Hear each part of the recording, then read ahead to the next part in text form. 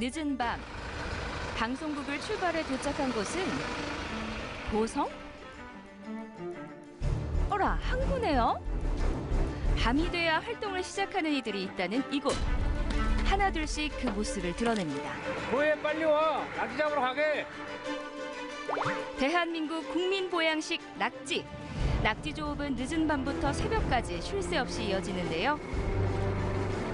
칠흑 같은 어둠을 뚫고 낙지 잡으러 함께 가보시죠.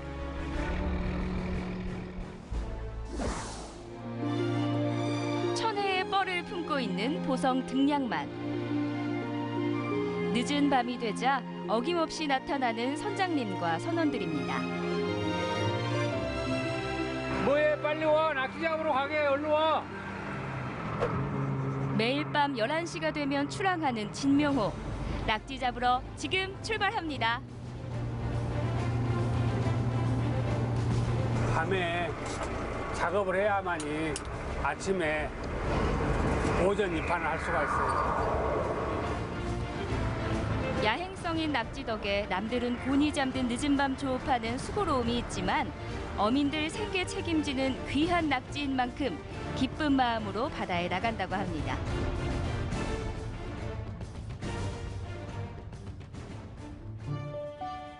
전남 보성군은 지난 5월 29일 낙지를 보호하고 개체수를 늘리기 위해 등량만 낙지 목장에 암컷 낙지 5,000마리를 방류했는데요. 어민들 소득을 위해서 5,000마리 정도 우리 앞바다 등량만 앞바다에다 방류를 해가지고 어민들이 이제 돈도 많이 벌어야 우리 경제가 다 것 아닙니까? 이번 방류로 등량만 해역에는 50만 마리의 성숙 낙지가 서식하며 황금어장이 되고 있습니다. 보성 우암항에서 20분을 달려 포인트 도착. 자, 낙지 잡으러 갑시다. 불을 환하게 밝히고 본격적인 낙지 조업에 돌입했습니다. 첫 통발이 올라오자 선장님의 손이 분주해지는데요. 낙지 조업은 무엇보다 빠른 스피드가 생명이라고 합니다. 빨리빨리 해야 빨리 집에 가지. 빈 통발만 올라오던 그때 통통한 첫 번째 낙지가 올라왔습니다. 와, 낙지 크기 좀 보세요. 거대하다, 거대해. 선장님, 보성 낙지 특징은 무엇인가요? 낙지가 얼마나 연하가 봐줄까요?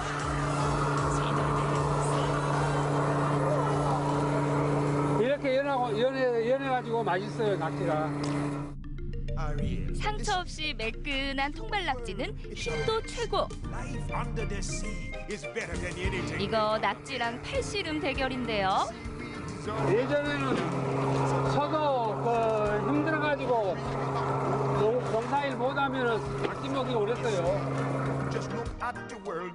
쓰러진 소도 벌떡 일으킨다는 낙지. 한 마리는 탈출까지 감행 중입니다. 통발에 미끼를 넣고 바다에 뿌려두면 먹이를 먹기 위해 낙지가 통발로 들어가는데요. 통발을 재빨리 걷어올리고 낙지를 꺼낸 뒤 빈 통발에 뭔가를 넣습니다. 과연 뭘까요? 우리 아버님 지금 뭐 담고 계실 거예요? 낚시 미끼 담고 있습니다. 미끼로 지금 뭐 넣고 계시는데요? 이것이 칠기라고요. 낙지가 이 냄새를 좋아한답니다. 근데 왜 살아있는 거 넣어요? 살아있어야 맛있잖아요. 우리도 아이고 음식을 먹을 때 맛있는 거지 이 안에 무시하게 맛있잖아요. 밤새도록 통발을 바다에서 건져야 만날 수 있는 아주 귀하신 몸 낙지. 그런데 통발은 언제 바다에 넣으신 거예요? 한 10일 됐어, 10일. 한 번의 작업당 사용되는 통발의 개수는 평균 120개, 최대 약 150개의 통발이 사용된다고 합니다. 요거 두 줄이면 끝나는 거예요. 하루에 한 10줄씩 계속 반복적으로 해요. 낙지조업은 분업화가 속도를 살린다는데요. 선장이 통발에서 낙지를 꺼내면 선원 한 명이 빈 통발에 미끼를 넣고 다른 선원이 통발을 정리합니다. 한 줄에 잡히는 낙지가 금방 한 70마리 정도 더 잡혔으니까. 이제 70마리나 잡혔어요? 네. 그럼 오늘 좀 만선의 꿈을 갖고 계시나요? 그러지요. 항시 만선이지요. 어선 한 척이 반나절 작업을 하면 하루 평균 80kg의 낙지를 잡습니다. 40년 경력의 낙지잡이를 자랑하는 베테랑 선장님과 선원들입니다. 지금은 통발을 던질 새로운 포인트로 이동 중입니다. 그런데 갑자기 선장님이 배를 급하게 돌리는데요. 줄이 끊어져가지고 반대 방향 잡으러 가는 이렇게 고되고 힘든 일이지만 한평생 바다만 보고 살아온 뱃사람들은 들고 나는 물때에 따라 부지런히 바다로 향합니다. 드디어 한 줄 작업이 끝났습니다. 쉬는 시간도 잠시 통발을 채우고 끌어올리기를 몇 번이나 반복했을까요?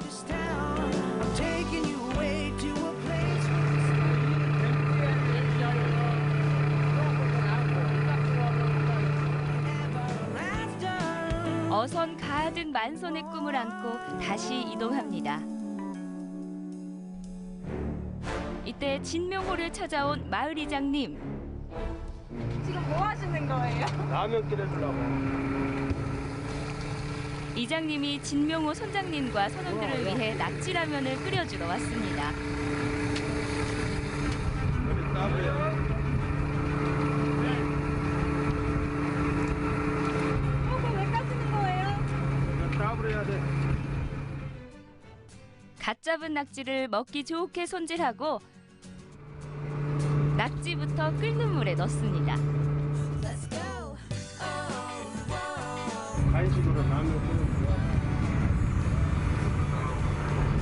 바람 불고 그럴 때 바람 안 불면 진짜 바다가 좋아. 바다에서 40년의 세월을 보낸 이장님표 낙지라면. 낙지가 이렇게 나는 오늘 안 갖고 왔어. 혹시 없지 않아? 간식이 없냐? 낙지부터 하나 먹어볼래요. 그냥 낙지 있게. 에이.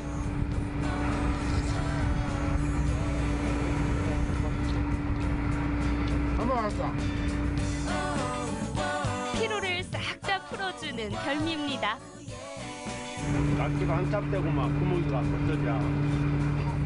맛있네. 맛있어, 맛있어. 라면 잘 끓여놨지? 네.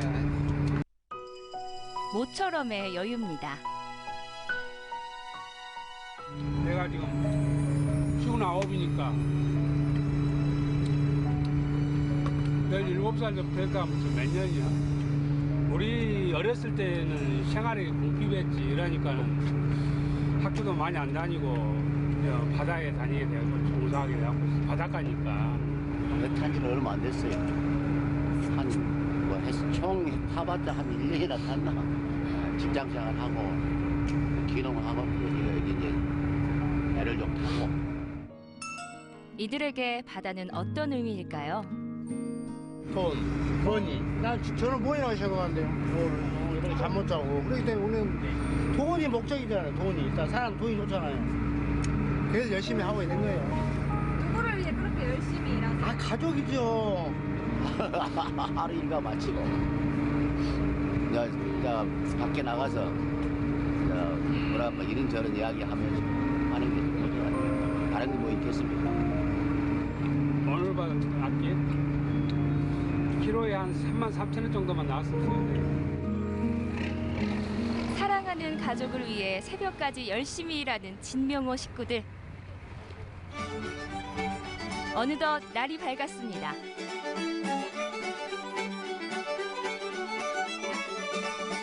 우리의 진명호도 항구로 돌아오는데요.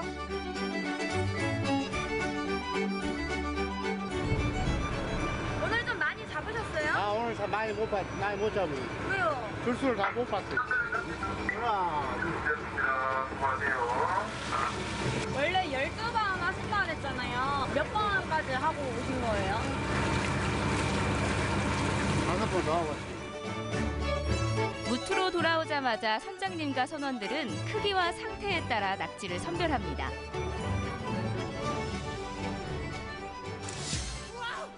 선별을 마치고 도착한 곳은 위판장. 이곳엔 등량만에서 갓 잡아 올린 싱싱한 생물들이 많은데요. 위판을 기다리는 어민들로 북새통을 이룹니다. 청정해역에서 잡힌 보성 낙지 1kg당 약 3만 원의 몸값을 자랑합니다. 해만밖에 못 잡았는데 가격이 좀 좋게 나왔으면 좋겠네. 오늘 낙지 가격 잘 나올까요? 가격이 잠깐 안 나와요. 낙지 경매가 시작되자 긴장하는 선장님입니다. 드디어 우리 선장님 차례. 선장님, 낙지값 잘 받으셨나요? 네, 받을 만큼 받았어요. 원래 기대했던 금액보다 잘 값을 쳐서 받으셨나요? 아니죠. 한참 내려갔죠. 요즘에 지금 내려갈 시기예요, 시기가. 차리. 아쉽고 또 내일 잡으면 되지. 예부터 뻘 속의 산삼이라 부를 만큼 보양식으로 알아준 낙지. 기운센 천하장사. 보성 낙지 많이 드세요.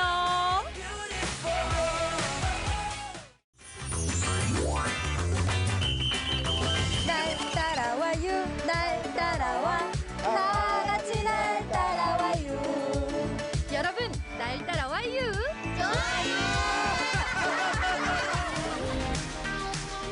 파란 하늘과 수려한 산세가 어우러져 한 폭의 풍경화 같은 이곳은 서해 꽃이라 할 수 있는 충남 보령시 성주면입니다. 여러분, 오늘은 이 바쁜 일상의 피로를 벗어나서 이 초여름이잖아요. 초여름의 푸르름을 제대로 한번 즐겨보려고 하는데요. 여러분, 즐길 준비 되셨나요? 자, 그러면 출발! 보령을 상징하는 명산, 성주산의 정기를 듬뿍 받고 자란 식물들이 지천을 이룬 보령 무궁화 수목원을 찾았습니다. 안녕하세요. 네, 안녕하세요. 이 초록초록한 나무가 너무 싱그러운 분위기가 물씬 나는데 네. 이곳은 어떤 곳이에요? 무궁화꽃이 다양한 무궁화 동산입니다. 무궁화 수목원에는 6,700여 그루가 지금 식재되어 있고요. 그 다양한 꽃들이 언제든지 7월달 이후로 보시면 보실 수가 있겠습니다. 무궁화에 대해서 좀 더 알고 싶은데요. 네, 가보실까요? 가볼까요? 네, 좋습니다. 서해안 최대 규모의 수목원인 보령 무궁화 수목원은 수목을 보전 관리하는 환경 생태 교육의 장인데요. 전시관에서는 대한민국의 자랑스러운 국화죠. 무궁화의 유래와 생태적 특성을 배울 수 있습니다. 선생님, 여기 보니까요. 문헌 속 무궁화라고 되어 있는데 여기엔 어떤 이야기가 있나요? 네, 한번 보세요. BC 4세기에 이제 산해경이 나와요. 산해경이 이제 중국의 이제 지리서거든요. 군자지구 유훈화초 조생 석사가 나와요. 군자의 나라에, 즉 우리나라에 훈화초 무궁화가 있는데 아침에 피고 저녁에 진다 이랬어요. 아니, 무궁화가 이렇게 오랜 역사가 있었어요? 예, 그래서 우리가 여기 1060년에 구당서 이렇게 나와 있죠. 동의보감 많이 아시잖아요. 거기 보면 약재로서 이제 저렇게 이제 무궁화의 어떤 그 순하고 그다음에 뭐 독이 없고 장풍과 치질에 도움이 되고 그런 약재로서도 많이 나와 있어요. 5,000년 우리 민족의 시작과 함께해온 꽃 무궁화. 늘 새로운 꽃을 피우는 무궁화의 기상은 우리 민족의 모습과도 많이 닮아 있는데요. 이 무궁화가 겉보기에도 참 아름다운 꽃이지만 네. 또 소중한 의미도 담고 있는 것 같아요. 네, 한민족의 상징으로 많이 포함되거든요. 왜냐하면 매일 폈다가 지고 또 폈다가 지고 그래서 7월달부터 10월달까지 계속 피고 지고 피고 지고 해요. 결코 굴하지 않는 정신, 그런 정신을 상징하기도 합니다. 영원히 피고 또 피어서 지지 않는 꽃이란 의미를 가진 무궁화. 이런 무궁화를 색다르게 활용하는 방법이 있다는데요. 이게 아홉 가라서 먹을 수 있어요. 옛날에는 여기 이제 탐방객들이 오시잖아요. 그러면 이제 할머니들이 오셔가지고 새 잎을 따다가 된장국 끓여 먹었대요. 무궁화로 된장국을요? 네, 그래서 아욱 냄새가 난대요. 이 무궁화는 보기에도 아름답지만 그렇게 다양한 먹을거리로 예로부터 우리와 꼭 함께 해왔던 꽃이잖아요. 네. 참 친숙하고 뗄래야 뗄 수 없는 꽃 같아요. 네, 그렇죠. 보령 무궁화 수목원은 전시관뿐만 아니라 연못과 숲길, 생태숲까지 자연과 가까이 맞닿아 있어서 여유를 가지고 아이들과 나들이 하기에 좋은 장소인데요. 평소 쉽게 볼 수 없었던 아열대 식물과 난대 식물도 만날 수 있고요. 봄부터 겨울까지 사시사철 다채롭게 피어나는 꽃들이 수목원을 아름답게 하고 있습니다. 아니 이게 무슨 꽃이에요? 작약 되시겠습니다. 작약이요? 네. 최적의 생태 조건으로 야생 수종이 풍성하게 자란다는 보령시 성주면. 지금은 작약이 탐스럽게 꽃을 피우고 있는데요. 네. 또 이렇게 아름다운 꽃까지 보니까 더할 나위 없이 완벽한 시간이었던 것 같아요. 네, 정말 찾아주셔서 감사드리고요. 7월에는 우리 무궁화꽃도 피기 시작하고요. 그래서 가을에는 또 국화꽃이 만상하고요. 언제 어디서나 찾아도 아름다운 꽃들을 볼 수 있겠네요. 네, 환영합니다. 이번엔 보령의 역사를 한눈에 살펴볼 수 있는 보령 문화의 전당으로 떠납니다. 보령 박물관과 갯벌 생태과학관, 문학관으로 구성된 보령 문화의 전당에서는 선사시대부터 근현대까지 지역의 역사가 담긴 유물들을 만날 수 있는데요. 보령의 많은 이야기가 이곳에 담겨 있는 것 같은데 어떤 유물들이 전시가 돼 있죠? 네, 대표적인 전시 유물로는 보령의 이제 유명한 유적들인 관창 유적이나 성주사지, 진중 유적 같이 보령에서 출토한 유물들을 전시하고 있습니다. 보령 지역 최초의 지방사 박물관인 보령박물관은 지역의 향토사를 고스란히 간직하고 있는데요. 특히 1960년대 대천역 앞거리를 그대로 재현해 놓은 이 공간은 옛 향수를 불러일으킵니다. 우와, 잠깐만. 저기 머리 깎고 계시네요. 신기하다. 여긴 뭐예요? 네, 여기는 대천옥을 재현해 놓은 곳이고 직접 들어가서 사진 찍고 보시죠. 들어가 봐도 돼요? 네네. 오, 신기하다. 여기 같이 앉아볼까요, 선생님? 와, 여기서 주모 국밥 한 사발이요 이러는 거잖아요. 네. 보니까 대천역도 있어요. 네, 왜냐면 지금 이 건물이 있는 자리가 예전에 대천역이 있었던 자리거든요. 그래서 대천역을 그대로 이제 옮겨 놓으려고 이제 그렇게 만들어 놓은 공간입니다. 오랜 시간 수많은 관광객을 보령으로 안내해준 추억의 대천역. 야, 여기 시간표 있는데요? 네네. 이제 장항선이어서 이제 서천의 그 장부터 천안까지 이어지는 선이고 현재도 이 노선대로 운행을 하고 있어요. 진짜 기차역 안에 있는 느낌이 확실히 나네요. 보령하면 바다를 빼놓을 수 없죠. 갯벌의 종류부터 생성 과정, 생태 생물까지 갯벌의 모든 것을 배울 수 있는 갯벌 생태과학관인데요. 아쉽게도 안전을 위해 현재는 보령박물관과 보령문학관만 운영된다고 합니다. 보령하면 이렇게 떠오르는 게 머드잖아요. 그 머드가 우리나라 말로 진흙, 갯벌 이렇게 얘기를 하거든요. 그래서 이곳은 갯벌의 종류와 생성 과정, 그리고 갯벌에 사는 이런 갯벌 친구들, 그리고 보령 갯벌의 이용 방안 등이 이제 주제로 전시를 하고 있습니다. 생태의 보고라고 하죠. 우리의 소중한 갯벌과 바다를 지키기 위해 물심양면으로 헌신하는 사람들이 있습니다. 바로 해양 경찰인데요. 날씨가 풀리고 관광객이 늘어나면서 해안 사고도 잇따라 발생하고 있다네요. 안녕하세요. 네, 안녕하세요. 아이고, 노고가 많으십니다. 예. 아니, 여기 바닷가 주변에서 네. 뭘 이렇게 분주하게 준비하세요? 연안 사고도 자주 발생하고 있어서 저희가 취약 시간대에 안전 예방 순찰이나 이런 훈련들을 하기 위해서 모여 있는 겁니다. 아니, 어떤 사고들이 발생할 수 있나요? 주로 연안 사고 같은 경우는 갯벌이나 갯바위 이런 데 이제 고립자, 그리고 방파제 같은 경우에는 그 일명 산발이라고 하는 테트라포트라는 시멘트 구조물이 있어요.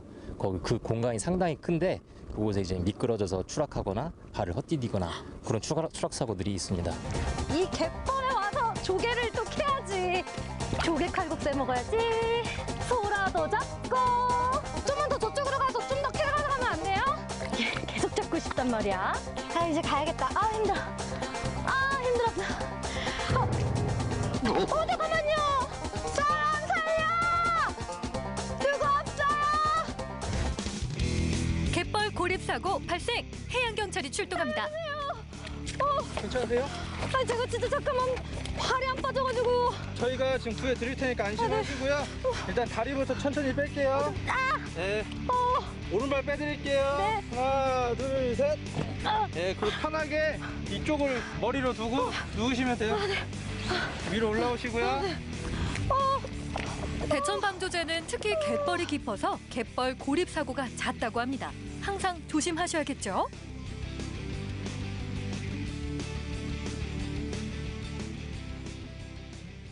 이제 바다로 나들이 오거나 이렇게 갯벌에서 여러 가지 갯벌 체험도 하고 많은 분들이 오실 텐데 좀 당부해 주실 말씀 있으신가요? 항상 밀물과 썸물 시간을 물때를 잘 확인하셔야 되고 물이 들어오기 10분 전에는 육지로 안전하게 나와 있어야 됩니다. 그리고 갯벌은 항상 1인이 아닌 2인 이상 들어와야 되고 사고가 났을 때는 해양경찰 구조대에 신고하시면은 저희가 안전하게 구조해드리도록 하겠습니다.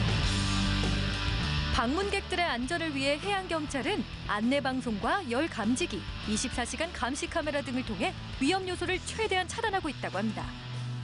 여러분 잘 들으셨죠? 첫째도 안전! 둘째도 안전! 이 반드시 안전수칙 잘 지키셔서 즐거운 보령 나들이 안전하게 즐기세요! 있는 그대로의 자연 환경과 사람이 어우러져 함께 흘러가는 곳. 이번 주말 바다로 갈까 산으로 갈까 고민되신다고요? 매력 만점 보령으로 나들이 떠나보는 건 어떨까요?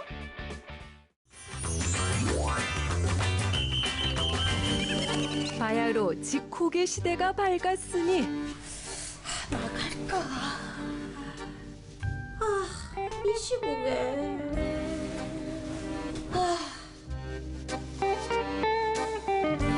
장기화된 직콕 생활, 여러분은 지금 코로나 우울증에 빠진 흔한 현대인을 보고 계십니다.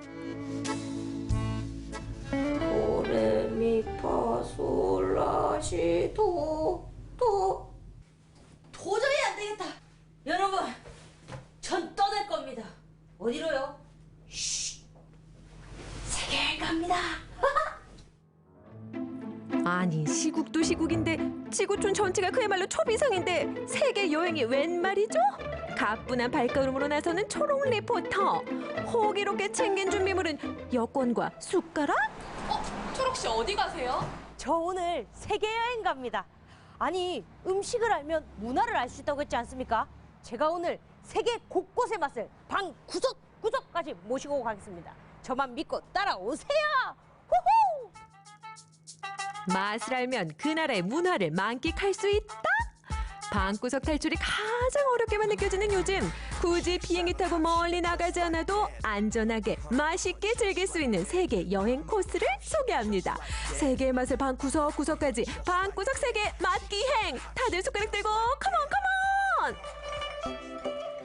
세계 맛기행 첫 번째 주인공, 월남쌈 쌀국수로 꽤나 익숙한 여기는 바로 여기는 첫 번째 여행지 베트남입니다. 뒤에 지금 한글 자판이 많이 보이시는 거는 사실 기분 탓입니다. 그럼 저 따라오시죠. 슝! 신짜오!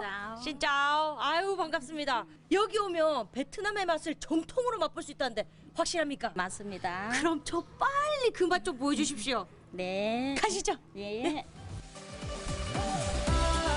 세계 맛기행 그 포문을 열어줄 첫 번째 여행지는 바로 베트남.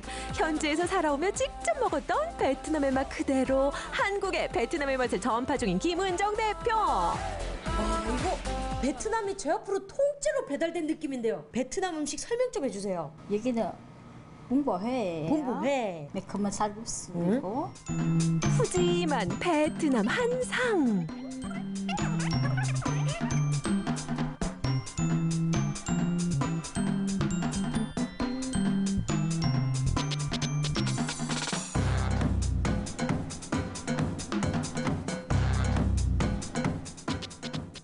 그럼 일단 저희가 잘 아는 쌀국수부터 한번 제가 먹어보도록 하겠습니다. 네. 제가 먹는 법 가르쳐드릴까요? 네네네. 네. 매콤한 드시고 싶으면 생고추 조금 넣어주시고. 생고추 조금 넣고. 예. 그다음에 새콤해 드시고 싶으면 레몬 조금 넣어주시면 네. 될까요? 레몬. 그리고 박하. 고수예요. 고수. 네. 이게 바로 여러분 고수예요. 이게 고수. 이게 박하. 이게 박하래요. 이게 고수구나. 예. 그죠? 아, 우리 한국 사람들은 이게 호불호가 많이 갈리는데요. 이게 베트남에서는 대표적인 식재료죠? 네, 맞습니다. 많이 쓰시나요? 네. 좋아하세요? 좋아해요. 생으로도 먹어요? 예, 생으로도 쓰고. 이거 생으로 먹으면은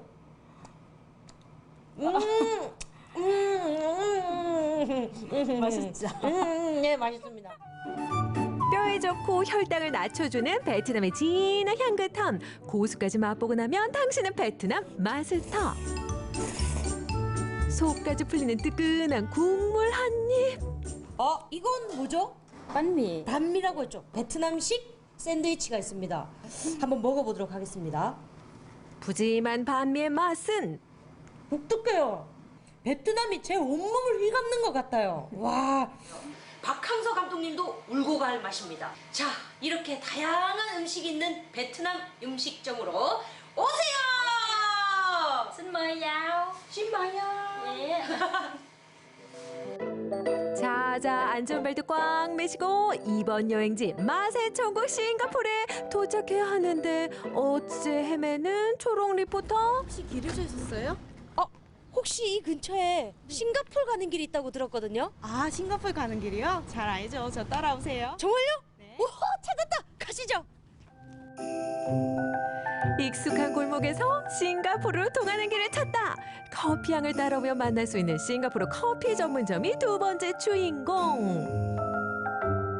와, 아니 음식의 천국 싱가포르에 도착했거든요? 여기 어떤 곳이에요? 네, 싱가포르 커피와 그리고 싱가포르 디저트 문화 그리고 싱가포르 음식 등을 즐길 수 있는 그런 곳이라고 할 수가 있어요. 싱가포르 커피를 내리시는 거예요? 아, 네, 맞아요. 오, 그럼 제가 한번 구경해 볼 수 있을까요? 네, 그럼요. 고고! 와, 갑자기 웬 싱가포르 묘기입니까? 지금 방금 뭐 하신 거예요? 네, 싱가포르 전통 방식 그대로 융드립을 사용해서 커피를 내리고 있었어요. 융 드립이요? 네. 융 드립이 뭐죠? 네, 이 융이 바로 싱가포르에서 커피를 내릴 때 사용하는 융이에요. 그러니까 종이 필터가 아니고 약간 천 같은 거네요? 네. 기모도 있고 네네. 저희는 수제 방식 그대로 커피를 내리고 있어요. 와, 그러면 이 싱가포르 커피만의 특징은 무엇입니까? 이제 일반 커피와 달리 신맛이 거의 없고 부드럽고 고소하고 진한 맛을 특징으로 가지고 있어요. 아니 그런데 이거 이렇게는 왜 떨어뜨리는 거예요, 이렇게? 커피가 산소하고 더 많이 만날수록 더 맛있는 커피가 만들어지기 때문이에요. 그럼 아예 사다리를 타고 올라가서 내리면 더 맛있는 거 아닙니까? 수련을 해볼게요. 한번 제가 먹어보도록 하겠습니다. 옥수수와 마가린을 더해 깊고 부드러운 맛이 특징인 싱가포르 커피. 싱가포르의 국민 간식 카야 토스트와 함께라면 달콤 쌉쌀한 맛의 천국이 열린다.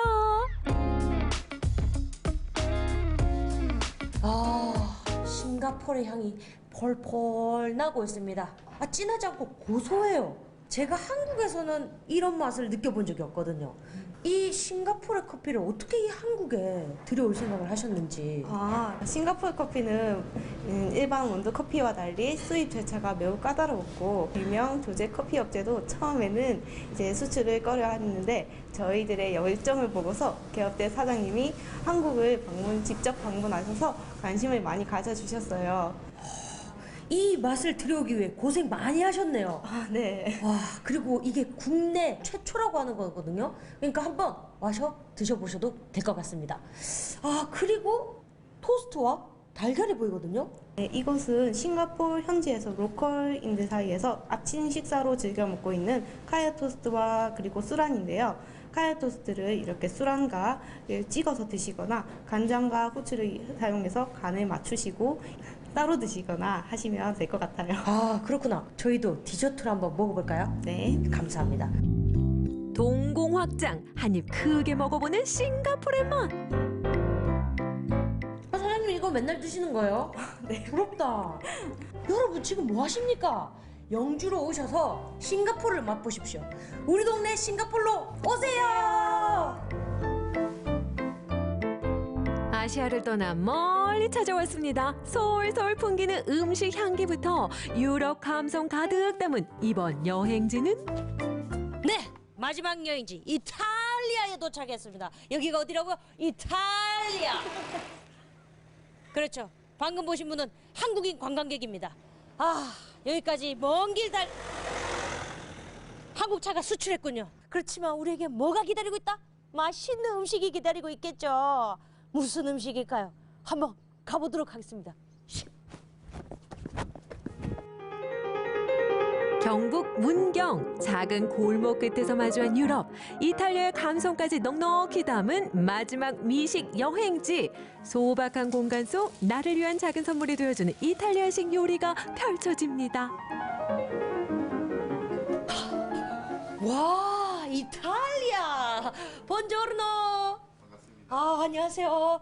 아니, 경상북도 문경 이 점촌 골목 끝에 갑자기 이탈리아가 나타났어요. 아, 이게 어떻게 된 일입니까? 과거 운동선수로 활동을 하다가 부상을 당했는데 우연찮게 음식점에서 요리를 하게 되었어요.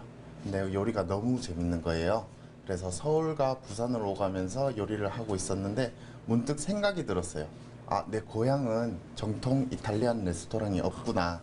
내가 꼭 좋은 음식을 선물해야겠다라는 마음으로 시작되었어요. 야, 문경 시민들께 좋은 음식 선물을 해드리고자 이렇게 이태리 식당을 열었는데요. 그럼 어떤 음식이 있는지 한번 보여주시겠어요? 네, 보여드릴게요. 예약 필수, SNS 핫플레이스 이탈리아식 요리 전문점. 하늘을 얇게 저며 만든 이탈리아식 에피타이저. 접시 위 꽃처럼 피어난 첫 번째 요리는요? 카르파초 나왔습니다. 이게 어떤 요리죠? 비프 카르파초는 이탈리아식 육회라고 생각하시면 돼요. 1등급 한우에 허브를 묻혀 센 불에 구워서 얇게 저밀었어요. 검은색 소스는 트러플 송로버섯 페이스트고요. 옆에 있는 노란색은 유럽식 마요네즈 아이올리 소스예요. 두 소스를 조금씩 섞어서 고기하고 드시면 됩니다. 귀한 송로버섯 듬뿍 얹어 한 입 맛보면 왜 송로버섯 하는지 알겠네요. 아, 너무 맛있어요. 맛있죠? 네. 와인이랑 드시면 더욱더 좋아요. 와인 맛있겠다. 하지만 카르파초는 에피타이저에 불과했다. 본 게임이 시작됨을 알리는 파스타 등장. 감자를 이용한 고소한 요끼 위 풍성한 맛 더해주는 치즈 솔솔 뿌려주시고 포스가드 검은 빛을 띠는 생면 펜네까지. 아니, 이거는 무슨 검은색 맛동산 아닙니까? 오징어 먹물을 넣은 생면 펜네입니다. 아니, 그러면 그냥 면도 있고 생면이 따로 있는 거예요? 생면은 제가 가게에 직접 만드는 걸 생면이라고 하고요. 소스의 스며듦이 좋아서 맛과 향을 더 풍부하게 해주고요. 독특한 식감이 특징입니다. 생면으로 맛을 낸 정통 이탈리아식 파스타. 고소하고 치즈한 맛에 빠져들 무렵 오미자 피클로 상큼함 더하기. 진짜 이 음식을 먹은 것만으로도 이탈리아에 와 있는 것 같습니다. 아, 맛있어. 아니, 여러분 가만히 보고 계실 겁니까? 문경 점촌으로 오십시오. 이탈리아 후식 문어. 숟가락 하나 들고 떠난 세계 맛기행. 여러분도 즐거우셨나요? 비행기 타지 않고 온 세계를 만끽하는 방법. 방구석 세계 맛기행 지금 떠나보세요.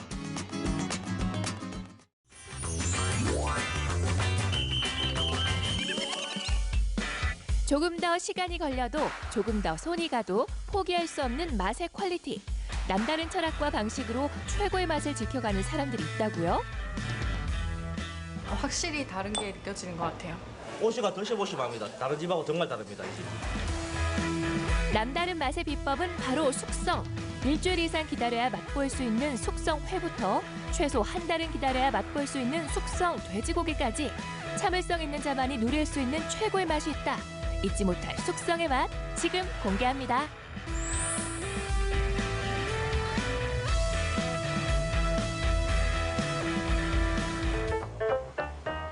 포항시 유광읍에 위치한 아담한 일식집. 점심시간이 되자 가게를 가득 채운 손님들을 보니 맛집은 분명해 보이는데 메뉴는 흔히 볼 수 있는 초밥. 아니 대체 어떤 특별함이 있는 걸까요? 되게 풍부함이 있어요. 어떻게 음식에서 볼륨감이 느껴진다고 해야 되나요? 그런 특유의 그게 있는 것 같아요. 느낌이 풍성한 느낌이 있어요. 확실하게. 뭔지는 잘 모르겠어요. 그런데. 뭔지 모를 풍성한 느낌이라 그렇다면 그 비결은 역시 팔딱팔딱 뛰는 생선을 바로바로 잡는 싱싱함. 이 생선이 그럼 오늘 나갈 생선인가요? 아닙니다. 이거는 일주일에서 10일 정도 숙성을 시킨 다음 나갈 생선입니다. 이렇게 싱싱한 생선을 일주일 뒤에 맛볼 수 있다고요? 도대체 무슨 말일까? 제작진이 직접 확인에 나섰습니다. 색다른 방식으로 초밥에 특별한 맛을 더한다는 박찬일 셰프. 싱싱한 화로를 가져와 손질하는가 싶더니 갑자기 분위기 포장? 그렇다. 이 집 맛의 비결은 바로 숙성.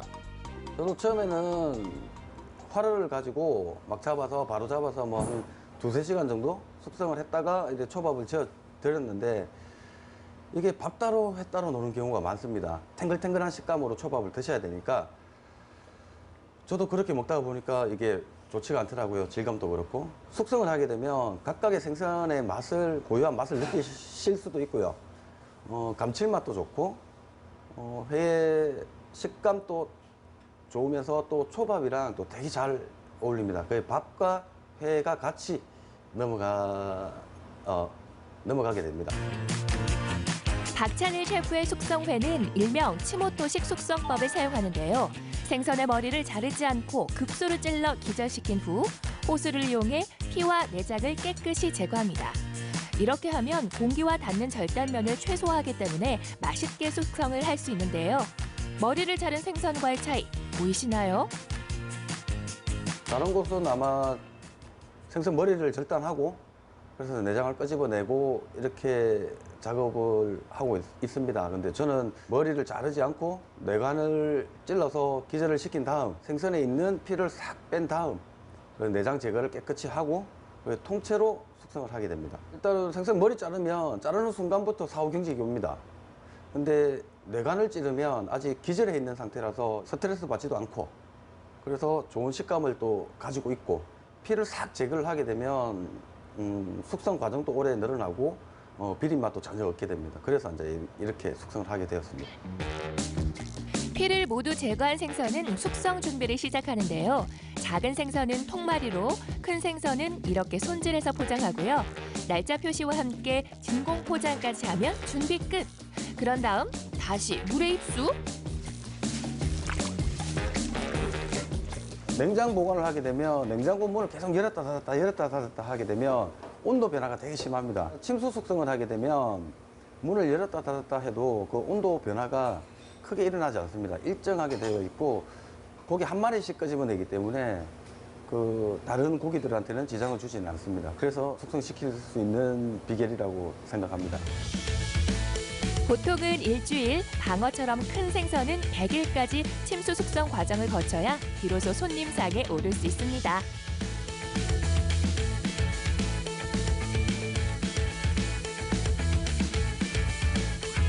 회 한 점 한 점 이렇게 시간과 정성을 들여 만드니 손님들도 맛의 남다름을 알아보는 거겠죠? 화로에서 느낄 수 없는 그런 부드러움이랑 이제 감칠맛, 그 기름의 그런 맛이 더 잘 올라오는 것 같아요. 굉장히 부드럽고 특유의 비린내가 안 납니다. 안 나고 초밥이라도 셋이라 참 맛있어요. 또 다른 숙성의 맛을 찾아온 곳. 보기만 해도 군침 도는 소고기, 돼지고기가 불판 위에서 지글지글 익어가는데 이 집 고기 맛의 비밀은 메뉴판에 적혀 있다고. 요거 복합 숙성? 복합 숙성은 말 그대로 두 가지 방법을 복합적으로 하는 숙성이거든요. 이 고기도 역시 복합 숙성을 거쳐갖고 30일 이상 숙성된 삼겹살입니다. 30일요? 네. 들어는 봤나 30일 숙성 돼지고기.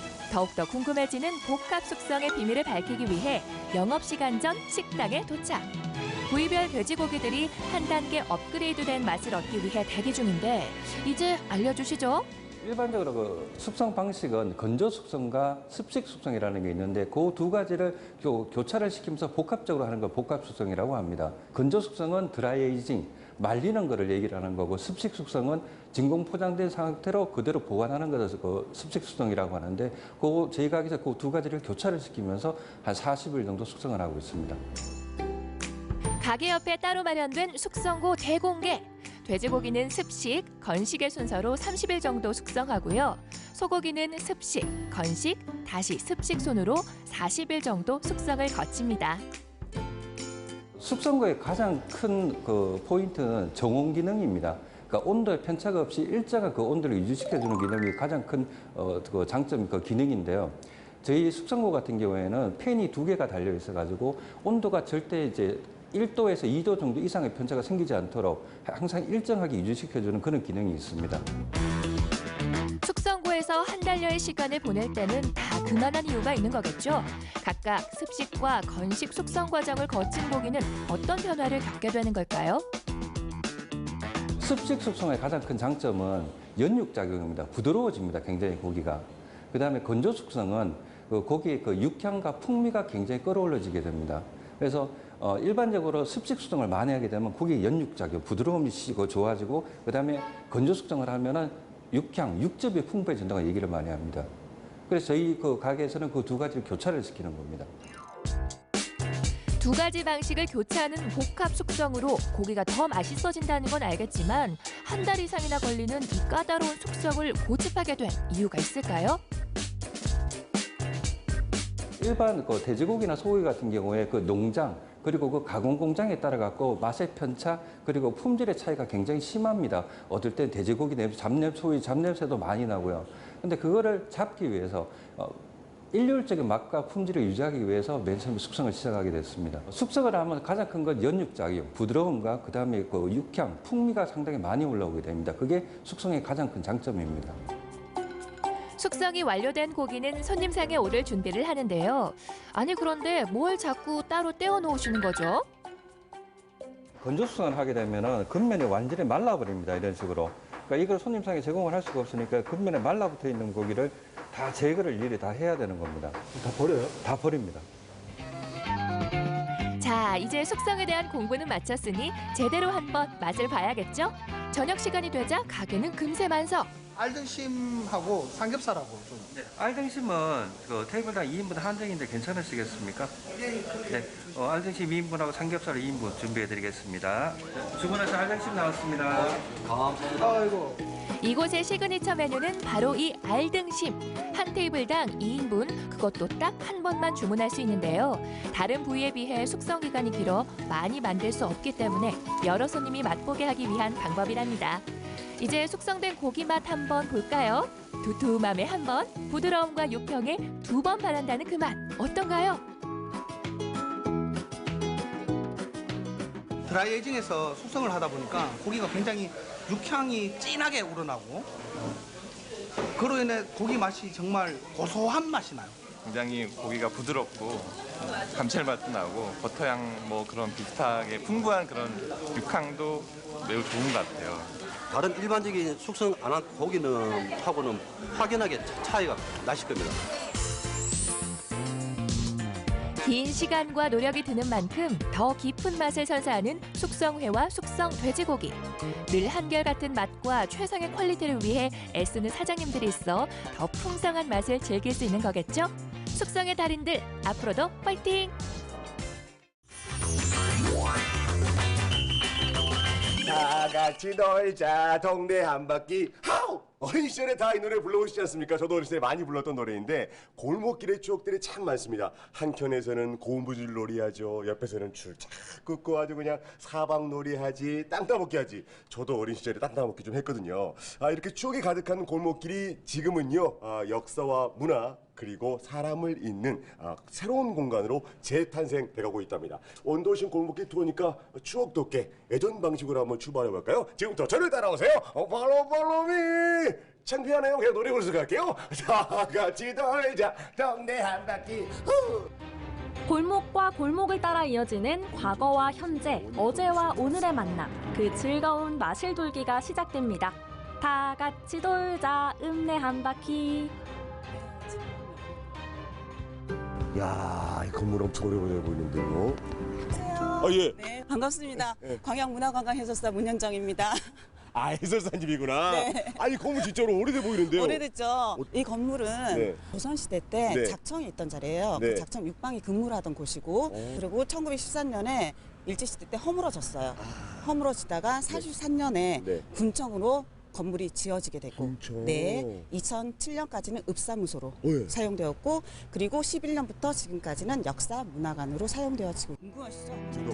부서지고 다시 세워지길 반복하며 긴 세월 오롯이 한자리를 지켜온 광양읍의 터줏대감 광양역사문화관은 그 역사적, 장소적 가치를 인정받으며 광양의 시간을 담는 그릇으로 활용되고 있습니다. 조선의 마지막 선비 매천 황현 선생부터 윤동주 시인의 후배이자 벗이었던 정병욱 선생이 시인의 유작 시집 서시를 지켜낸 역사적인 현장까지 고스란히 담아내고 있죠. 쌍사자 석등이에요. 광양의 유일한 국보예요. 밀을 반출하려다가 주민들에 의해서 제지를 당해요. 그래서 면사무소에 있다가 이제 서울로 올라가서 경복궁도 있고 덕수궁, 경무대 다 떠돌다가 마지막 90년에 광주 국립박물관에 전시가 되었어요. 광양의 생생한 역사를 만날 수 있는 광양역사문화관. 광양여행의 출발점으로 발도장 콕 찍어보세요. 발길 이어가는 골목 투어의 다음 장소, 눈길 사로잡는 이곳의 정체는? 하지만 이 조각품은 정채봉 작가의 오세암을 배경으로 하고 있어요. 누나를 데리고 세상 구경을 시켜주는 거예요. 그 소설 배경을 지금 만들어 놓은 거고요. 여기 고마워, 사랑해, 그리고 미안해. 이거는 향어라는 시가 있어요. 정채봉에. 그 부분에 나오는 거예요. 대한민국이 사랑하는 동화 작가 정채봉, 작가의 고향이자 유년 시절을 보낸 곳이 바로 이곳 광양읍입니다. 동화 작가 정채봉 선생님을 기리기 위해 만들어졌다는 골목. 읍성 549 아트 프로젝트 문학 테마길의 출발점이기도 한 이곳은 정채봉 작가의 작품에 예술적 상상력을 더해 완성시킨 아름다운 벽화 작품들을 감상할 수 있습니다. 어머니가 20살에 돌아가셔요. 엄마가 이제 자기를 태어나게 해줬던 때가 눈이 내리는 동짓달이었대요. 그래서 내가 나중에 엄마를 만나러 갈 때도 눈이 내리는 날이었으면 좋겠다라고 표현을 하거든요. 그래서 실제로 1월 달에 돌아가셔요. 눈이 내리는 달에. 눈꽃에 담긴 20살 어머니에 대한 그리움. 평생 마음 한켠에 그리움을 담고 살아야 했던 정채봉 작가에게 광양에서의 유년 시절은 유쾌한 친구들과 함께한 즐겁고 행복한 기억으로 남아있었다고 합니다. 정채봉 작가를 생각하며 문학 테마길을 걷다 보면 발길 멈추게 하는 간판 하나가 있습니다. 안녕하세요. 안녕하세요. 안녕하세요. 반갑습니다. 광양의 사진작가 고한상 씨입니다. 이경보 선생님이라고 광양 출신의 사진가신데 이분이 우리나라에서 최초의 전군 사진 기자세요. 그래서 이분이 48년도 여순 사건 당시에 언론사 사진 기자로서는 유일하게 한 분. 대한민국 기록사진의 새로운 세계를 열었다고 평가받는 광양 출신의 이경모 작가. 작가의 사진 속엔 광양의 역사도 담겨 있습니다. 메인 전시장, 중요한 작품들을 전시하는 전시 공간입니다. 그래서 중요한 게 이게 이제 우리 광복 당일날에 민간인 대책회의가 열렸던 곳입니다. 지금은 그 홍보 없으면 그 당시에 광양 경찰서. 우리나라 격동의 시간을 한 장의 사진으로 만날 수 있는 기회. 이보다 더 좋은 역사 공부가 또 있을까요? 자, 발길을 옮겨 100년 전 광양으로 떠나볼까요? 이리 오너라, 어서 오너라. 수성당이란 이름의 이 한옥 건물은 1918년에 세워진 광양 최초의 노인정.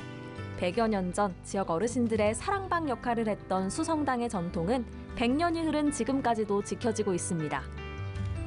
전통 사랑방 수성당에 발도장 찍었으니 이번엔 현대식 사랑방으로 가볼까요? 이곳은 정채봉 작가의 방이라 그래서 빈 공간을 활용해 놓은 곳인데 어떻게 활용을 하냐면 지금도 안에서 무슨 작업을 하고 있죠. 그러네요. 네, 저렇게 예술을 하시는 분들이 와서 사용할 수 있는 공간, 그다음에 지나가시는 어르신들이 와서 잠깐 쉴 수 있는 공간으로 활용하고 있어요. 들어가 보시겠습니다. 네. 빈터? 네. 아이고, 안녕하세요. 안녕하세요. 아니, 뭐 만들기 하시는 것 같은데 이거 지금 뭐 하시는 거예요? 예, 저기 미니북 만들기 하고 있습니다. 미니북? 시도 적고 또 편지도 적고 그림도 그리고 또 주고 싶은 사람에게 하고 싶은 말 이런 것도 쓰고 그런 걸 만들기 하고 있습니다. 그렇습니다. 네. 말투가 너무 예쁘십니다. 이 빈터에서는 다양하게 사람들의 생각을 씨앗을 심고 열매를 거둬가는 그런 한 과정이 되지 않을까. 다시금 이곳에 와서 내가 읽었던 책이라도 다시 또 펼쳐보게 되고 되새김하는 과정도 돼요, 이 안에서. 영원한 소년 정채봉 작가의 문학적 향기를 느끼고자 하는 분들을 위해 늘 열려있다는 빈터. 그림책 만들기, 수필쓰기, 북 콘서트 등 다양한 프로그램이 진행되는 이 공간에서 몽글몽글한 소년소녀 감성을 깨워보는 건 어떨까요? 광양읍 골목 투어 다음 목적지는 읍성 오사구 아트 프로젝트의 종착역 오사구 갤러리입니다. 오사구 갤러리라고 항상 이렇게 열려 있어서 지나가다가 누구나 들어와서 전시회 관람을 할 수 있는 곳이에요. 숫자가 거기에 오사구가 있어요. 오사구가 뭐냐면은 5945 959? 재치. 5945 959 해가지고 오사구 아니? 그건 아니고요. 광양 읍성에 둘레가 549m였다. 문화의거리 한복판에 자리한 이곳은 광양읍의 단 하나뿐이라는 갤러리. 지역 작가들이 주머니 걱정 덜고 부담 없이 전시를 할 수 있는 공간이죠. 덕분에 올해 전시 계획은 이미 꽉 찬 상황. 이제 관람객 맞이할 일만 남았습니다. 자, 이제 광양읍 골목 투어의 마지막 코스를 걸어볼까요? 보기엔 평범해 보이는 이 골목. 하지만 그 역사가 자그마치 조선시대로 거슬러 올라갑니다. 이 길도 뭐 의미가 있는 길인가요? 네, 지금 여기 우리가 걷고 있는 길은 원림길이라고 해요. 원림길? 네. 이 원림길은 이 주변에 네. 군사시설이 있었고 훈련하는 장소가 있었어요. 그래서 원님이 가마를 타고 시찰하는 길. 원님 행차길이 끝나갈 무렵 눈앞에 펼쳐지는 아름드리 나무들의 릴레이, 광양숲입니다.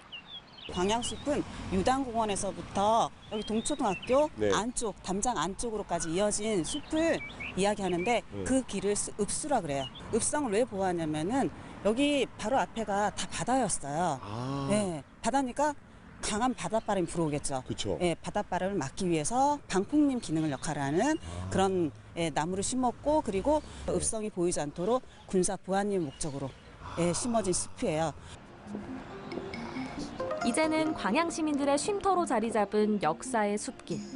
광양숲의 나무들이 품은 그 긴 세월의 이야기를 알고 간다면 더욱 의미 있는 골목 나들이가 되겠죠. 오늘 이 골목길 투어를 하시면서 네. 어떤 거를 느끼셨나요 혹시? 아니 사실 이제 제가 몰랐던 광양의 역사를 좀 느낄 수 있었다. 그리고 왠지 그 길 안에서 선조들이라든지 많은 분들께 살던 그 모습들을 다시 한번 내 마음에 느낄 수 있는 전기를 받아가지고 오늘 제가 잘 될 것 같아요. 문화도시 사업에서 8월 달부터 4개의 테마를 가지고 5번의 야경 투어가 있어요. 아 그래요? 네. 골목길 안에서 추억도 가질 수 있고요. 역사도 느낄 수 있고 여러분들 많은 거 얻을 수 있는 이곳 광양 원도심 골목길로 많이 놀러 오세요. 꼭 많이 오세요. 네. 초대합니다.